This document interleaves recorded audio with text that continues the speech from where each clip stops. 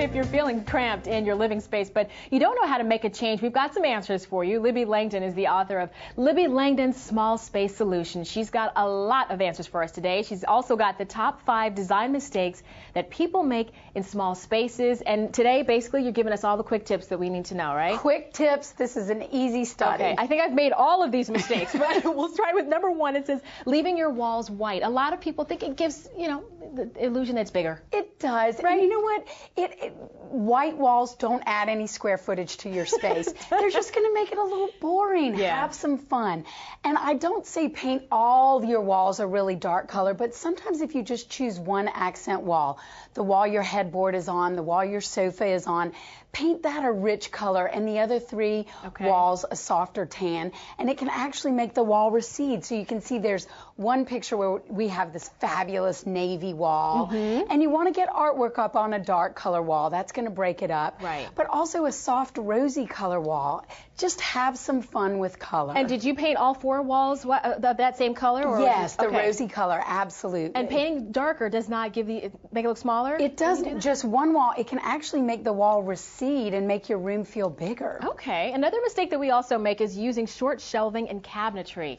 I never thought about this. Short shelving. What happens is anytime you can have shelving, cabinetry, anything go all the way up to the ceiling, what it's going to do is draw your eye upward, make your ceiling seem higher, and your room feel larger. And that does. Look at how much bigger that looks. Absolutely. Too. And you're also going to gain all that extra storage up there. Yeah. Why just chunk a bunch of baskets or stuff in that funny shelf area? It's the same illusion that we get, though, with the drapes that are longer, right? Is that, exactly. You are doing I'm trying. great. I'm trying. Okay, now, number 3 mistake, using small-scale accessories. What exactly does that mean? It is, I go into so many people's spaces, and they have these little tiny lamps or a big wall and one little picture or a little mirror. You want to think big in a small space.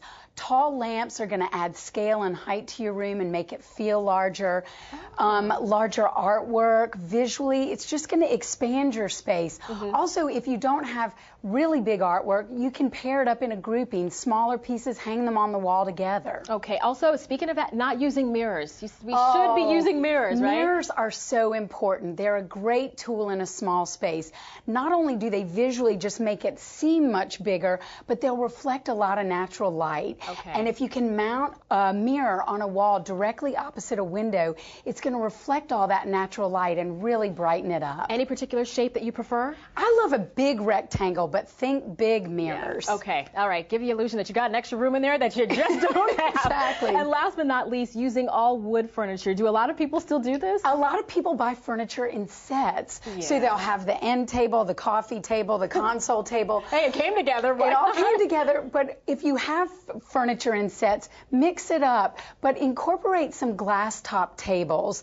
That's going to add a sense of airiness. It's going to feel much more open, and it's also just going to visually make your space more interesting. So it's okay to mix and match a little bit there? It's all about the mix and match. Okay. No matchy-matchy. We want the eclectic mix. I love this book. You gave everything away in the book, though. I was surprised that you told us this much. Wonderful pictures in here, great ideas and designs in here. Did you have a lot of fun doing this? I had a blast writing it, and what was so much fun was I knew I had loads of small space tips that I wanted to share, but I also just had general interior design advice, how to be inspired to create the room you're going to love. Oh, well, you did a great job, too. Thank you. You've inspired me. Now I'm going back to work. Thank you so much, Libby. And if you guys want to get more design tips and ideas, you can pick up a copy of her book. Again, it's called Libby Langdon's Small Space Solutions. It's available now. Thanks for watching Better.tv. For more stories like the one you just saw, catch the television program Better every weekday. Check your local TV listings to see if Better airs in your city.